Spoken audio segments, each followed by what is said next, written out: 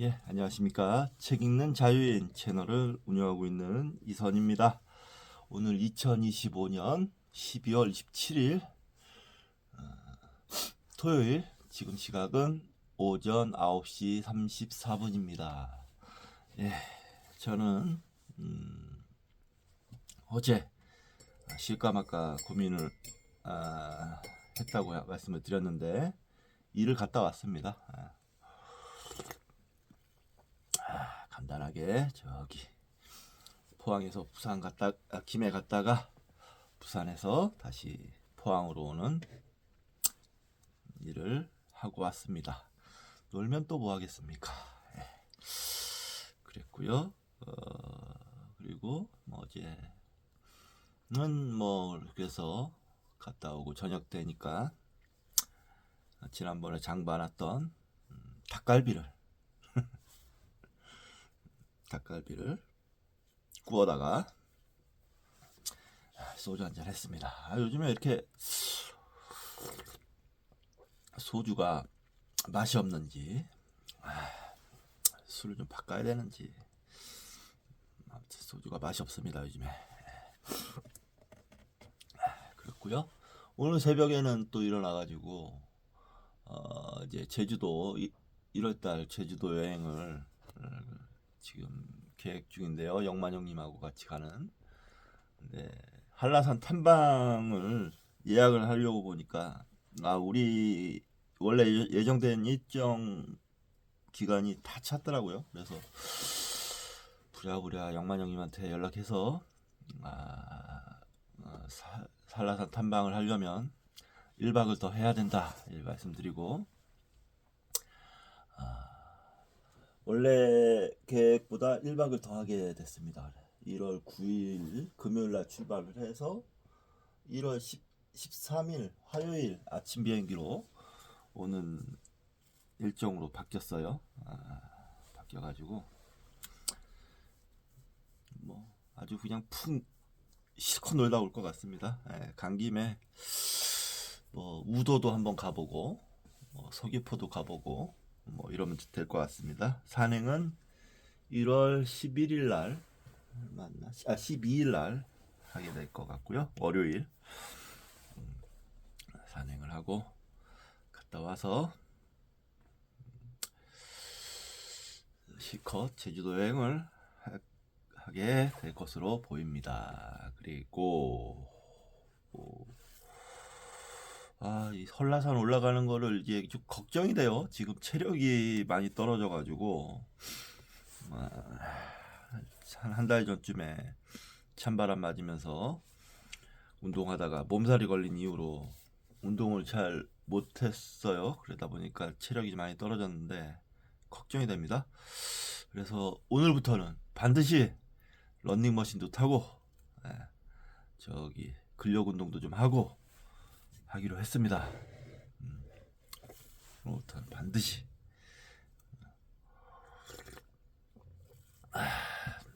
러닝머신과 근력 운동을, 러닝머신 1시간, 근력 운동 30분. 오늘부터는 적어도 일주일에 4일 이상씩, 시간이 얼마 없습니다. 열심히 최대한으로 그래도 체력을 좀 끌어올린 다음에 한라산 등반을 도전을 해야 될 것 같습니다. 자, 오늘 일찍 시작을 하는데요. 지금 내 안의 유인원 읽고 있는데, 오늘 내 안의 유인원 1장까지 딱 읽고 밥을 먹은 다음에 오후에는 기독교 성서에 의해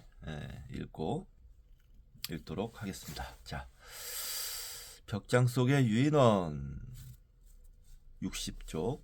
보노보의 살갗을 핥히면 위선자의 피가 흐를까? 악명 높은 단판 이론이 인간에게만 적용된다는 것은 의심의 여지가 없다. 동물이 서로의 눈을 속일 수 있다고 주장하는 사람은 아무도 없을 것이다. 인간의 조건에 관한 논쟁에서 유인원이 중요한 위치를 차지하는 이유가 여기에 있다. 만약 유인원이 이따금씩이라도 단순한 짐승보다 훨씬 능력이 뛰어난 것으로 드러난다면 친절이 인간의 발명품이라는 개념은 그 뿌리부터 흔들리기 시작할 것이다. 친절이 인간의 발명품이다. 말도 안 되는 소리죠. 게다가 동정심과 의도적인 이타주의와 같은 도덕의 기둥이 다른 동물에게서도 발견된다면 단판 이론을 버리지 않을 수 없을 것이다.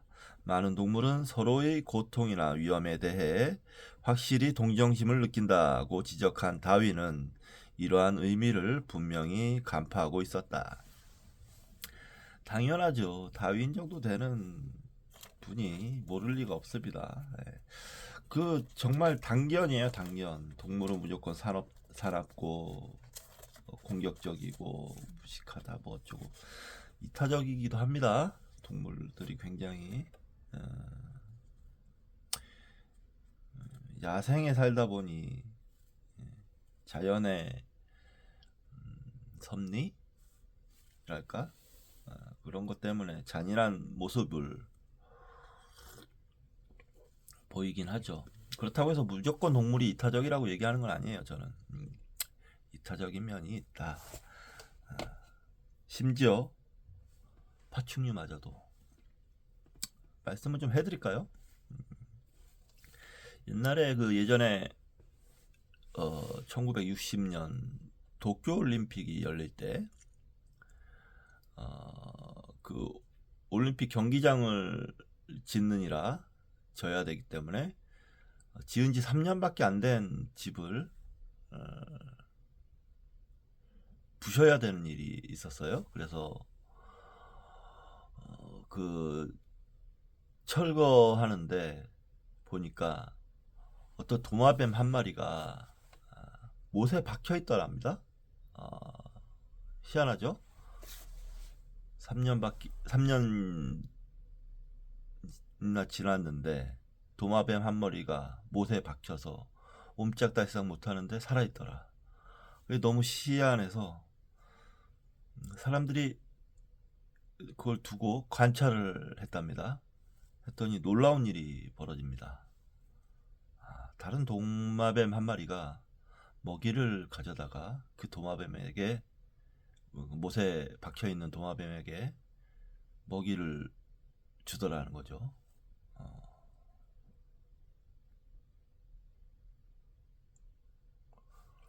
그런 도마뱀에게 이타심이 없다고 해야 할까요?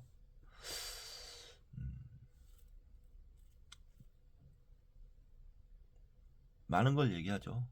우리 뇌가 도마뱀 간 뇌, 도마뱀 뇌, 포유류 뇌, 인간 뇌 이렇게 층층이 쌓여 있다고 하는데 이 이타심이라는 게 우리 인간의 수준에서 최고의 수준 뇌 발전 수준에서만 일어나는 일이 아니라는 거죠. 그 본성에 심겨져 있다는 거예요. 이타심이라는 것이. 이 사건이 말하고자 하는 바는 우리에게 자 그렇고요. 물론 많은 동물은 실제로 동정심을 느낀다. 유인원이 부상당한 동료를 돌보는 모습은 흔히 볼 수 있다. 부상당한 동료가 뒤처질까봐 이동 속도를 늦추고 상처를 깨끗이 핥아주고 나무에 오르는 능력을 상실한 늙은 유인원에게 열매를 따다주기도 한다. 한 보고서는 고아를 받아들인 어느 수컷 이야기를 담고 있는데 그 수컷은 새끼와 아무 관계가 없는데도 불구하고 이동할 때 병든 새끼를 데리고 다니고 위험으로부터 보호하면서 새끼의 목숨을 구해주었다. 1920년대에 미국의 유인원 전문가 로버트 여키스는 새끼 챔피언치 프린스 침이 중병에 걸린 펜치를 극진하게 간호하는 모습을 보고 깜짝 놀라 이렇게 말했다. 만약 프린스 침이 펜치에게 보인 이타적이고 명백히 동정적인 행동을 이야기한다면 나는 유인원을 이상적인 동물로 그린다고 오해받을 것이다. 여키스가 영장류학 역사상 어느 누구보다도 유인원을 개별적으로 더 많이 알았던 전문가라는 사실을 감안한다면 프린스 침의 감수성에 대한 그의 감동은 놀라운 일이다. 그는 거의 사람과 같은 이라는 책에서 이 친절한 작은 유인원에 대해 경의를 표했지만 프린스 침이 보통 침팬지와는 다른 것이 아닌가 의심했다. 훗날 사후 검시를 통해 프린스 침은 사실 침팬지가 아니라 보노보인 것으로 드러났다. 여키스는 이 사실을 알지 못했다. 보노보가 별개의 종으로 확인된 것은 그로부터 한참 지나서였다. 보노보와 침팬지의 행동을 비교하는 최초의 연구는 1930년대에 헬라부른 동물원에서 실시되었다. 아두아르츠 트라츠와 하인츠 헤크는 그 결과를 1954년에 발표했다. 어느 날 밤 전쟁 중이던 그 도시에 공습이 이루어지자 보노보 3마리가 공포에 떨다가 심장마비로 죽었다. 동물원에 있던 보노보가 모두 공포 때문에 죽었지만 침팬지는 한 마리도 죽지 않았다는 사실은 보노보의 감수성이 무척 예민하다는 사실을 말해준다.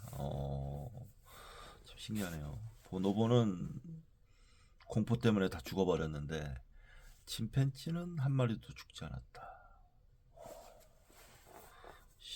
이게 신기한 일입니다.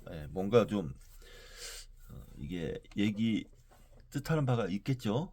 보노보와 침팬지가 그만큼 다르다. 트라츠와 헤크는 보노보와 침팬지의 차이점을 길게 열거했는데 그 중에는 상대적으로 평화적인 보노보의 습성뿐만 아니라 성적 행동과 관능성도 포함되어 있었다. 보노보에게 공격성이 전혀 없는 건 아니지만 물어뜯거나 힘껏 때리는 것을 포함해 침팬지가 흔히 드러내는 심한 공격 행위는 보기 드물었다. 수컷 침팬지는 조금만 도발을 받아도 털을 곤두세운다. 또 막대를 집어들고 약해 보이는 수컷에게 도전한다. 침팬지는 서열을 분명하게 정하길 좋아한다. 보노보의 기준에서 본다면 침팬지는 야만적이고 길들어지지 않은 짐승이다. 혹은 트라츠와 헤크의 표현처럼 보노보는 어른 침팬지의 악마 같은 우르크라프트 가로 열고 원시적인 힘하고는 거리가 먼 감수성이 아주 예민하고 부드러운 동물이다. 이런 사실이 1954년에 밝혀졌음에도 불구하고 왜 인간의 공격성에 관한 논쟁에서 보노보가 빠졌으며 왜 아직도 보노보가 좀 더 널리 알려져 있지 않은가 하는 의문이 들 것이다. 그 연구 보고서는 독일어로 발표되었는데 영어권 국가의 과학자들이 영어가 아닌 다른 언어로 된 논문이나 보고서를 읽는 것은 먼 과거의 일이 된 지 오래다. 이 연구의 대상이 된 유인원도 사육되고 있던 몇 마리에 지나지 않았기 때문에 과학 연구를 위한 표본으로는 크게 부족해 신빙성이 떨어져 보였을 가능성도 있다. 야생 보노보 집단에 대한 연구는 비교적 최근에 와서야 시작되었으며 다른 대형 유인원 연구에 비해 수십 년 이상 뒤처졌다. 또 하나의 이유는 문화적인 것이다. 보노보의 에로티시즘은 과학자들이 그다지 다루고 싶어하는 주제가 아니었다. 이런 사정은 지금도 마찬가지다. 1990년대에 영국의 한 카메라 촬영 기사는 보노보의 생활을 담기 위해 아프리카의 오지로 갔는데 민망한 장면이 파인더에 비칠 때마다 촬영을 중단해야 했다. 동행한 일본인 과학자가 성의 장면을 왜 찍지 않느냐고 물었을 때 그는 우리 시청자가 관심을 보이지 않을 것이기 때문이라는 대답을 들었다. 참 고리타분한 카메라 촬영 기사네요. 왜 그걸 자기가 판단하죠?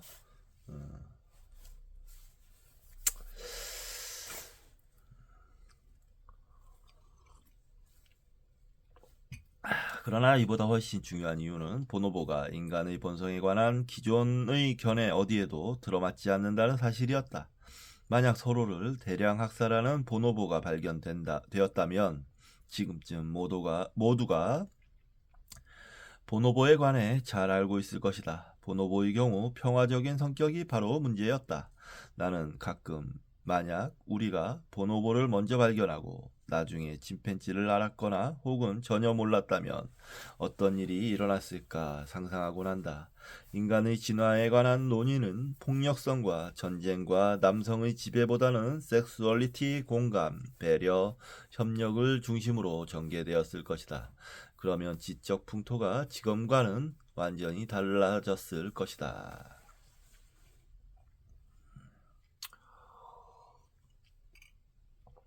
부인할 수 없습니다.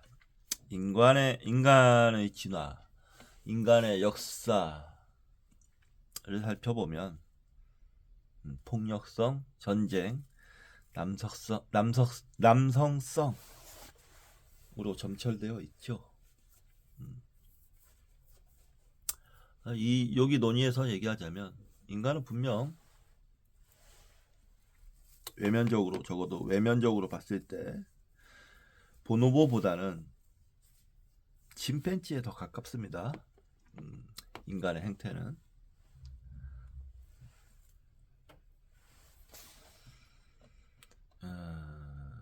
그러나 이제는 인간의 다른 면, 우리가 무조건 침팬지를 본성을 따라갔더라면 인간이 이렇게까지 문명을 발전시키지 못했을 거예요. 어떤 균형을 잃었기 때문에 인간의 문명은 이렇게까지 발전할 수 있었을 겁니다. 그런 거는 이제 우리가 밝혀내야 되는 우리의 숙제죠. 도살자 유인원 가설의 지배가 느슨해지기 시작한 것은 우리의 또 다른 사촌이 발견되면서부터였다. 보노보는 그러한 가설을 전혀 들어본 적도 없는 것처럼 행동했다. 보노보 사이에서는 생명을 위협하는 전쟁도 사냥도 수컷의 지배도 없으며 성행위만 풍부하게 넘친다. 침팬지가 우리에게 씌어진 악마의 얼굴이라면 보노보는 천사의 얼굴이다. 보노보는 전쟁이 아니라 사랑을 한다. 보노보는 영장류 세계의 히피족에 해당한다. 과학계는 집으로 돌아오길 바라는 머리카락을 치렁치렁 기르고 줄담배를 피우는 검은 양을 맞이한 1960년대의 가족보다 훨씬 큰 어려움을 겪었다. 그들은 불을 끄고 식탁 아래 숨어 불청객이 어서 떠나기만 기원했다. 보노보는 우리 시대에 꼭 필요한 유인원이다. 마거릿 대처가 극단적인 개인주의를 주장한 이래 사람들의 태도는 아주 많이 변했다. 이 사람 진짜 마거릿 대처 그리고 레이건 무지하게 싫어하시는 분이네요. 진보적인 성향이 강하신 모양입니다. 그녀는 사회 같은 것은 존재하지 않는다. 개개인의 남자와 여자 그리고 가족이 있을 뿐이다 라고 주장했다. 미쳤네요. 아주 극단적인 우익 사상이에요. 모든 연대를 부정하겠다는 뜻인데, 자, 대처리즘이라고 하는데 이런 것도 공부해보면 재밌을 것 같습니다. 대처는 그 당시의 진화론적 견해에 영향을 받았을 수도 있고 반대로 진화론적 견해가 그녀에게서 영향을 받았을 수도 있다.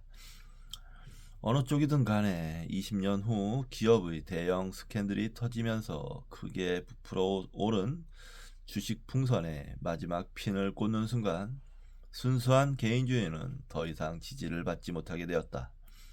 앨런 사건 가로 열고 한때 세계 최고의 혁신적인 기업으로 칭송받던 회사인 앨런이 부실한 재무구조와 변칙 회계로 도산한 사건 가로 닫고. 앨런 사건 이후에 일반 대중은 견제 장치가 없는 자본주의는 최선의 결과를 가져다 주기 어렵다는 사실을 또다시 깨닫게 되었다. 레이건과 대처가 세운 탐욕의 복음은 부패해버렸다. 자본주의의 전도사인 연방준비이사회의 앨런 그린스펀 의장은 2002년 미국 상원위원회에서 고삐를 도입하는 것이 좋을 수도 있다고 시사했다. 사람들이 지난 세대보다 더 탐욕스러워져서가 아니다. 탐욕을 표현하는 대로가 엄청나게 넓어졌기 때문이다. 이 무슨 소리인지 모르겠네요.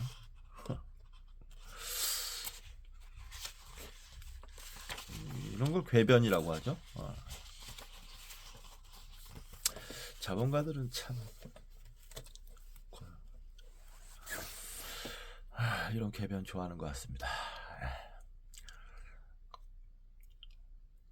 진화생물학을 연구하는 사람들 역시 이에 상응하는 변화를 느꼈을 것이다. 갑자기 다른 사람을 위해 도덕성의 진화론적 기원, 남을 돌보는 본능, 협력적인 유전자, 그리고 내가 쓴 선량한 본성 같은 제목의 책들이 쏟아져 나오기 시작했다.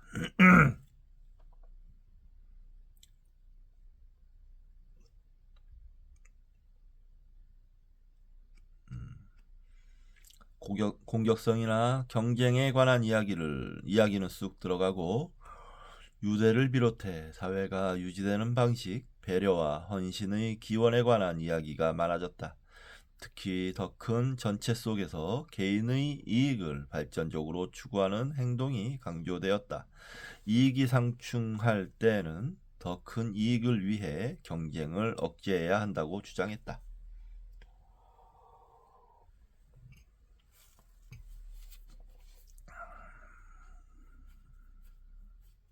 진화생물학자들이 자기 이익을 합리적으로 추구하는 것은 때로는 하책이다고 주장하기 시작한 것과 때를 같이해 클라우스 슈바프 같은 경제계의 권위자들은 기업을 규칙이 아니라 가치로 지배해야 할 때가 왔다고 선언했다. 이 두 갈래의 발전은 광범위한 대중의 태도 변화에서 유래했는지도 모른다. 전쟁으로 파괴된 경제를 재건하고 얼마 전까지만 해도 상상하기 힘든 수준의 번영을 구가하게 된 선진국들은 마침내 사회적 영역에 초점을 맞출 때가 온 것인지도 모른다. 우리는 대처가 상상한 것처럼 서로 별개의 무인도에 앉아있는 로빈슨 크루소와 같은 존재인지 아니면 서로를 배려하고 거기서 존재 이유를 찾는 복잡하게 얽힌 사회의 구성원인지 결정할 필요가 있다. 너무 이렇게 극단적으로 나가는 것도 좋지 않습니다. 우리는 개체로 사는 건 맞아요. 개체로서 살아가죠. 그 개체로서 살아가는데 그 개체의 존엄성을 인정하지 않으면 안 됩니다. 물론 개체로서 살아가지만 복잡하게 얽힌 구성원으로서 공동체로서 그러니까 살아가야 하는 것도 맞아요. 그 중심을 잡아야 되는 거지. 어느 쪽으로 훅 쏠려서는 곤란합니다. 그 중심을 지혜롭게 잡아가야 하는데 그게 어려운 건 어떤 도구마로 해결되는 문제가 아닌 것 같다라는 거죠.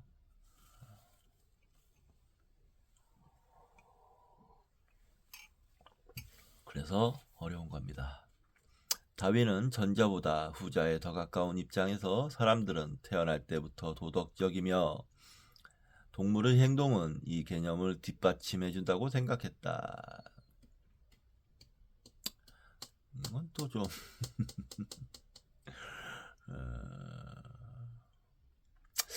다윈은 참 보면 좀 따뜻한 사람이었던 것 같네요. 예, 아주 따뜻한 시선으로 세상을 본 사람이 아닐까 그런 생각이 듭니다. 그러면서 친구인 고양이가 아파 누워있는 광주리를 지나칠 때마다 반드시 고양이를 몇 번 주곤 하던 개에 대해 말했다. 다윈은 이 사례가 개의 따뜻한 감정을 보여주는 분명한 증거라고 했다. 또 목덜미에 상처가 난 사육사에 관한 예도 들었다. 그 상처는 비비우리를 청소하다가 사나운 비비의 공격을 받아 생긴 것이었다.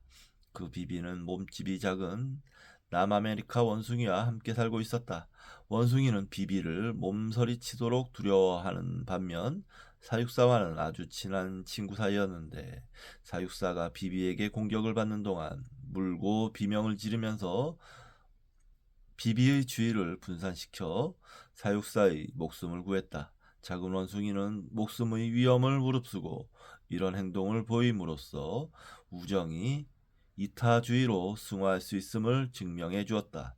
다윈은 사람의 경우에도 마찬가지라고 생각했다.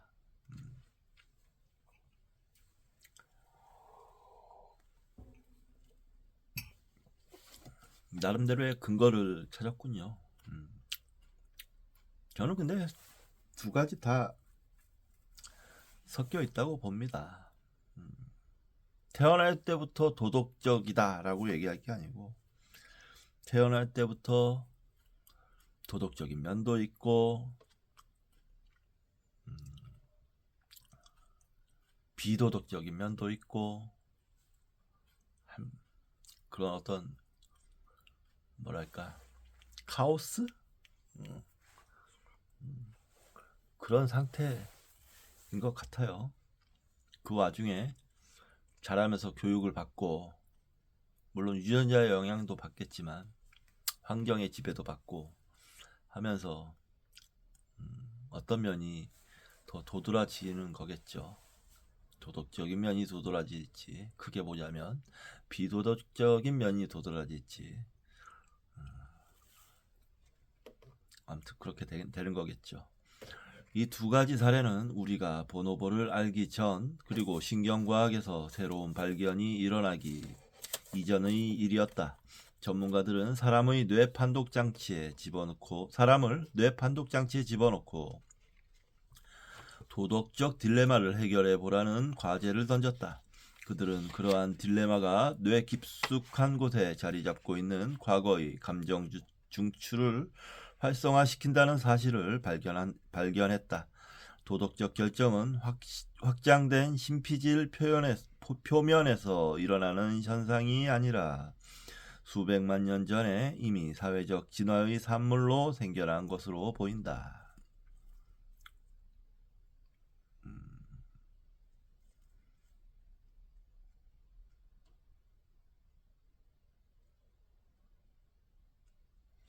이 부분은 좀 중요하네요. 보인다라고 얘기한 게 신경과학이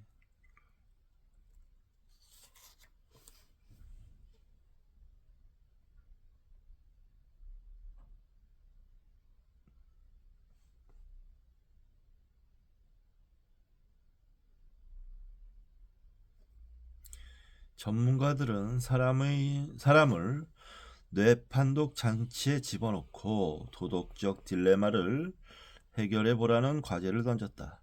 그들은 그러한 딜레마가 뇌 깊숙한 곳에 자리 잡고 있는 과거의 감정 중추를 활성시킨다는 사실을 발견했다. 도덕적 결정은 확장된 심피질 표면에서 일어나는 현상이 아니라 수백만 년 전에 이미 사회적 진화의 산물로 생겨난 것으로 보인다. 이게 아까 제가 말씀드렸던 부분인 거죠. 도덕이나 이타심, 양심 이런 게 우리의 되뇌피질 발전된 인간의 뇌에서 발생하는 것이 아니라 이미 내재화되어 있었다. 어떤 이유인지 좀 이제 밝혀지겠죠. 이 의견은 명백해 보일지 모르나 도덕을 문화적 또는 종교적 단판으로 보는 견해하고는 크게 어긋난다. 나는 뚜렷하게 잘못된 그러한 입장이 어떻게 그 오랜 세월 동안 지지를 받을 수 있었는지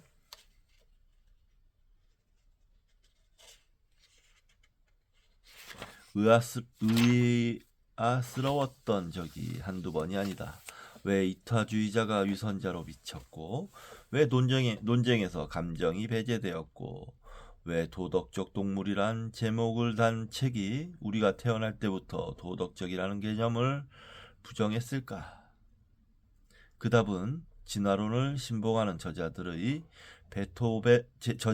베토벤의 오류를 저질렀다는 데 있다. 베토벤의 오류란 과정과 결과가 서로 비슷해야 한다는 가정을 말한다.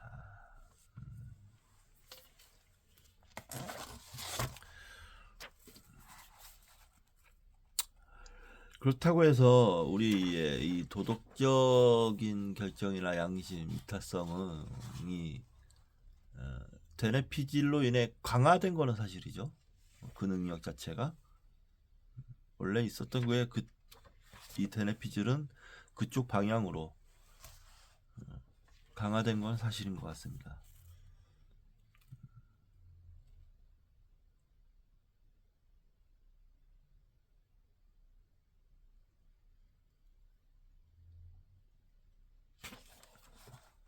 도덕적 동물이란 책이 제가 살까 말까 하는 책인데 의심스러워지기 시작했습니다. 완벽한 구조를 갖춘 베토벤의 음악을 듣다 보면 난방도 제대로 되지 않았던 그의 아파트가 어떤 모습이었는지 상상하기 어렵다. 그의 집을 찾아온 사람들은 위대한 작곡가의 거처를 보고 기겁을 했다. 요강도 비워지지 않은 채 남아있는 방 안에는 먹다 남은 음식 찌꺼기와 더러운 더러운 옷가지가 널려 있고 두 대의 피아노는 먼지와 종이로 수북히 덮여 있는 너무나도 더럽고 냄새나는 난장판이었기 때문이다. 대음악가 자신도 남루한 차림새 때문에 불황자로 오인받고 체포된 적이 있다. 베토벤이 돼지우리 같은 환경에서 어떻게 그 멋진 소나타와 고상한 피아노 협주곡을 작곡할 수 있었는지 묻는 사람은 아무도 없다. 온갖 악조건 속에서도 경이로운 결과가 탄생할 수 있다는 사실을 우리는 알고 있다. 즉, 과정과 결과는 서로 별개의 것이다. 훌륭한 식당에서 맛있는 요리를 즐기다가 그 주방을 보고 나서 입맛이 뚝 떨어지는 것도 베토벤의 오류 때문이다. 그러나 일부 사람들은 이 양자 간의 관계를 혼동하여 자연 선택은 무자비하고 가혹한 제거 과정이므로 그 결과로 잔인하고 무자비한 생물이 탄생할 것이라고 믿었다. 더러운 과정은 더러운 행동을 낳게 마련이라는 게 그들의 생각이었다.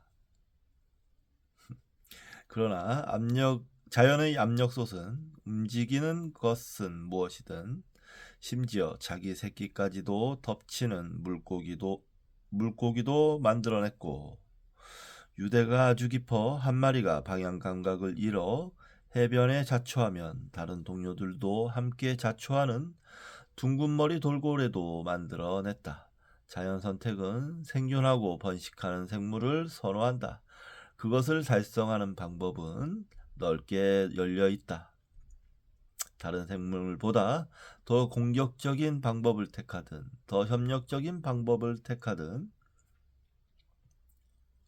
혹은 서로를 배려하는 방법을 택하든 어쨌든 생존과 번식에 성공하는 생물은 자신의 유전자를 널리 퍼뜨릴 수 있다. 비엔나의 한 지저분한 아파트 내부가 그 창문을 통해 흘러나오는 음악하고 아무 상관없듯이 과정 자체는 성공과 아무 관계가 없다. 그러니까 이거는 이제 진화에서는 이런 일이 종종 벌어진다는 거죠.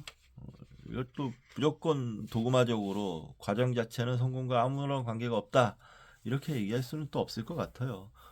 그냥 워낙 변수가 많기 때문에 어떤 과정을 거치든 그 결과는 그 과정과는 판이하게 다를 수도 있다. 진화의 세계에서는 그 정도로 이해해야 될 것 같습니다. 이 말이 생각나네요. 도덕경에 천지불인, 천지는 인하지 않다.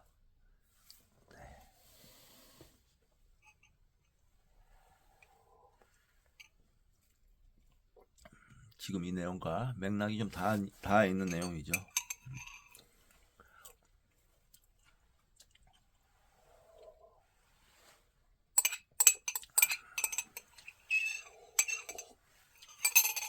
잠시 쉬었다가 하도록 하겠습니다.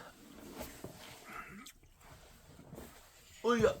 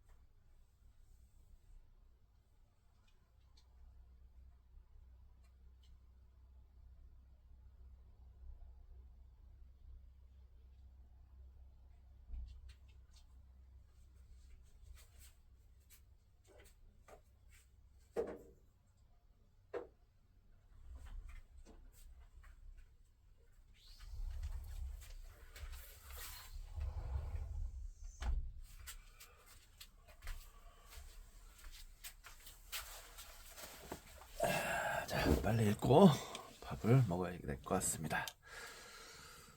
1장 얼마 안 남았어요. 유인원 분석.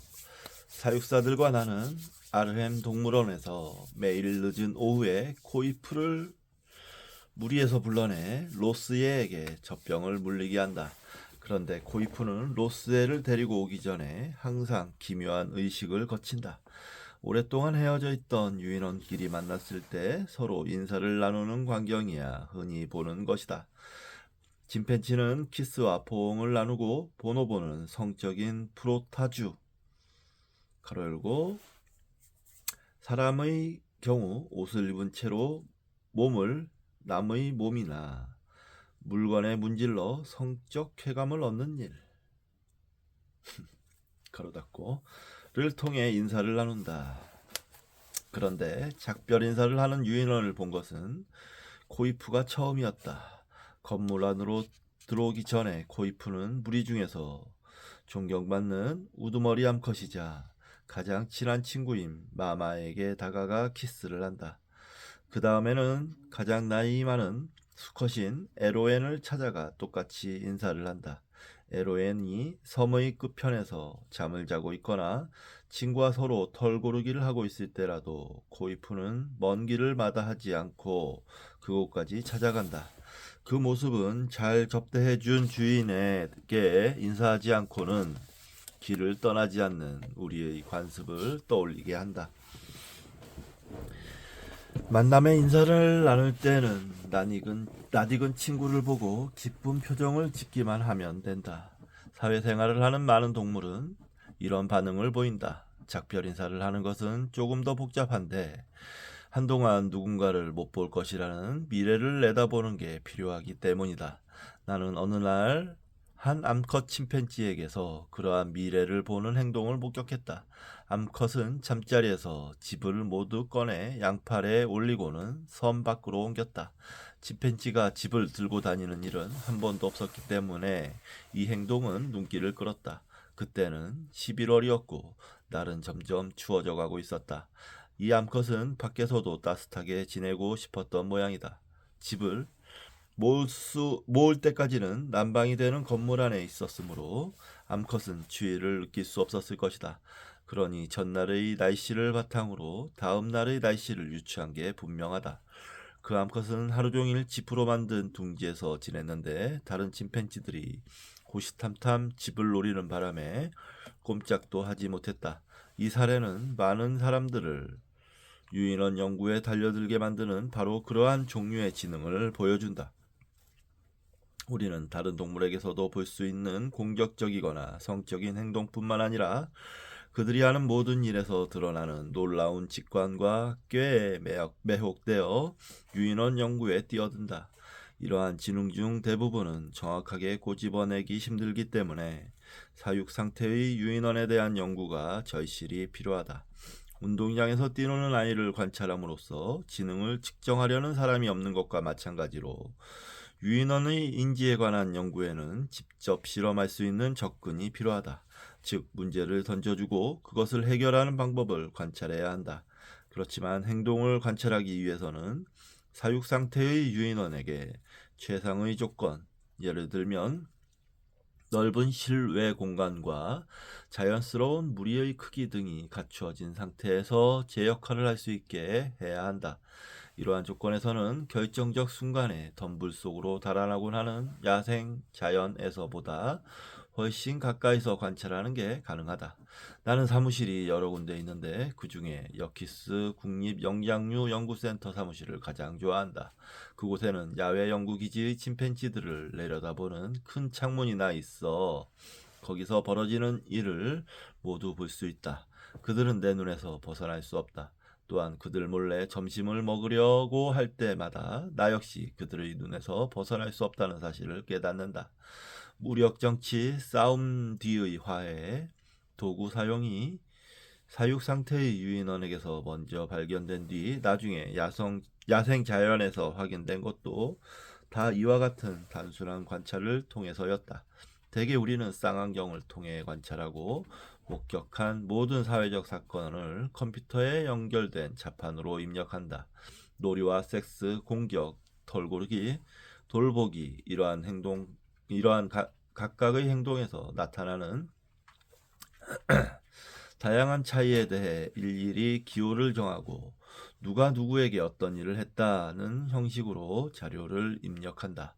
대규모 싸움이 일어날 때처럼 사건이 너무 복잡해지면 촬영을 하거나 스포츠 방송 아나운서처럼 사건을 서술하면서 녹음한다.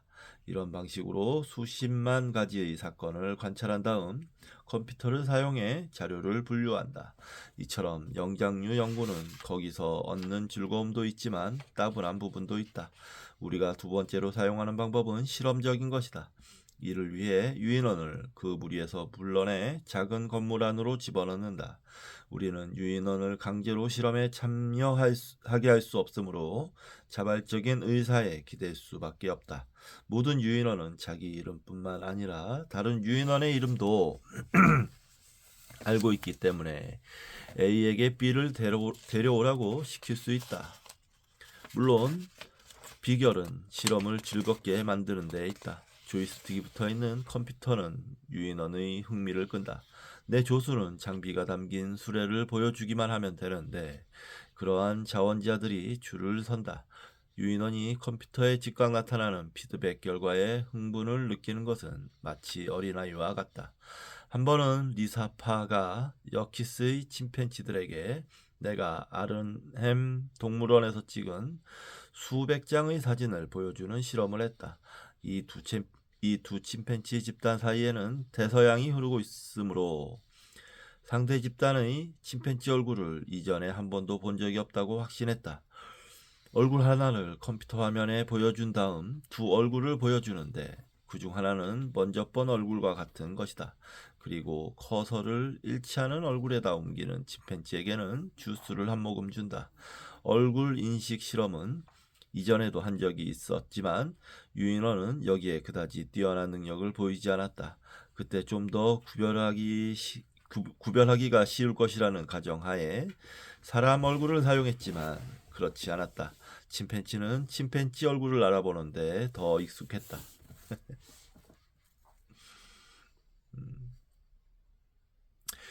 우리가 보는 세상과 침팬지가 보는 세상은 다르죠. 네.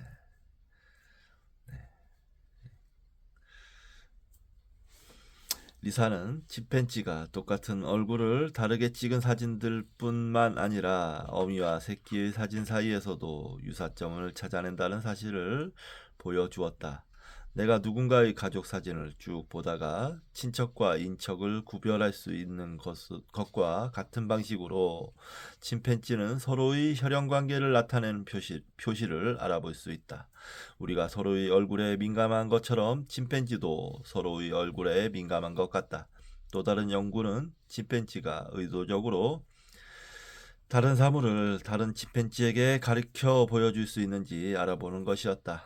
앞에서 이야기한 칸지와 타물리의 사례는 가능하다는 것을 시사하지만 이 주장은 논란의 대상으로 남아있다. 일부 과학자는 손으로 혹은 우리처럼 검지로 가리키는 행위를 중요하게 여긴다. 그러나 나는 그렇게 제한된 시야에 사로잡힐 필요가 없다고 본다. 니키는 훨씬 더 미묘한 방법을 사용해 나와 의사소통을 나눈 적이 있다. 니키는 내가 야생 베리를 해자 너머로 던지는 행동에 익숙해 있다. 하루는 자료를 정리하면서 베리에 대해 까맣게 잊고 있었는데 베리는 내 뒤에 자라고 있는 키 큰 덤불에 매달려 있었다. 그러나 니키는 잊지 않았다. 니키는 내가 정면으로 보이는 곳에 앉더니 젓갈색 눈으로 나를 물끄러미 쳐다보았다. 마침내 내가 자기를 쳐다보자 갑자기 머리와 눈을 내 왼쪽 어깨 너머의 다른 지점으로 옮겨 노려보았다. 그러고는 다시 나를 쳐다보더니 같은 동작을 반복했다.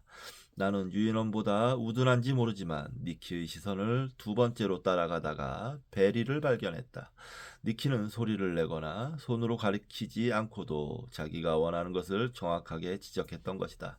내가 본 바를 상대방이 보지 못했다는 것을 이해하지 못하는 한 그렇게 어떤 물체를 가리키는 행동을 할 리가 없다. 상대방이 나와 똑같은 정보를 갖고 있지 않다는 사실을 인식했음을 의미하는 것이다. 칸지의 고향인 언어연구센터에서 연구하던 찰스 맨젤은 유인원이 물체를 가리키는 행동에 관한 유명한 실험을 했다. 찰스는 펜지라는 암컷 침팬지가 지켜보는 가운데 펜지의 우리 근처 숲이 우거진 곳에 먹이를 숨겼다. 펜지는 철장 뒤에서 먹이를 숨긴 것을 똑똑히 지켜보았다. 그렇지만 펜지가 찰스 있는 곳으로 갈 수는 없었으므로 먹이를 얻기 위해서는 사람의 도움이 필요했다. 찰스는 땅에 작은 구멍을 파고 M&M 초콜릿 봉지를 묶거나 덤불 속에 막대기 사탕을 숨겼다. 어떤 때는 모든 사람이 퇴근한 후에 이렇게 하기도 했다. 그러면 다음날 아침이 될 때까지 펜지는 자신이 아는 것에 대해 어느 누구하고도 의사소통을 할 수 없었다. 다음날 아침에 출근한 사람들은 그 실험에 대해 아무것도 모르는 상태였다. 펜지는 우선 그들의 주의를 끌어야 했고 그 다음에 자신이 아는 정보를 알지 못하는 사람에게 제공해야 했다. 하지만 그 사람은 처음에는 펜지가 이야기하고자 하는 것이 무엇인지 전혀 감을 잡지 못했다.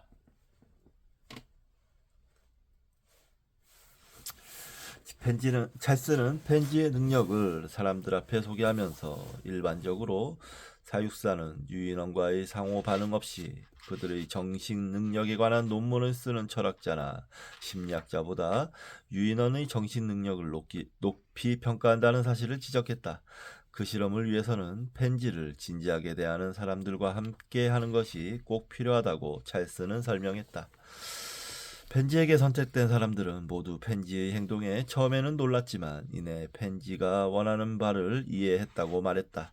펜지가 가리키는 방향이나 손짓 또는 헐떡거리는 소리, 부르는 소리를 따라가다 보면 별 어려움 없이 숨겨진 물건을 찾을 수 있었다. 펜지의 지시 없이는 어디를 찾아야 할지 도저히 알 수 없었다. 펜지는 한 번도 틀린 방향을 가리키거나 이전 실험에 사용된 장소를 찾는 법이 없었다. 그 실험은 유인원이 자기 기억 속에 남아있는 과거의 사건을 거기에 대해 전혀 모르는 사람에게 의사소통을 통해 전달한다는 결과를 이끌어냈다.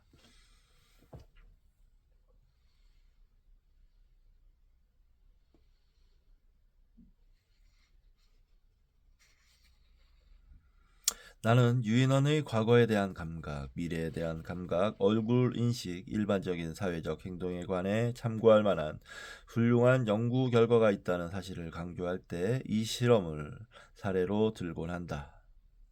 비록 이 책에서는 가장 가까운 친척들에 대해 우리가 알고 있는 것을 직접 살펴볼 수 있는 생생한 사례를 선호하지만 내가 주장하는 내용 중 대부분은 그 사실을 뒷받침해주는 연구 논문이 충분히 많다. 전부가 아니라 대부분이라고 한데 주의하기 바란다.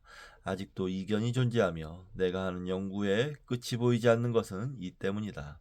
대형 유인원을 주제로 한 회의에는 100명에서 200명의 전문가가 참석할 것이다.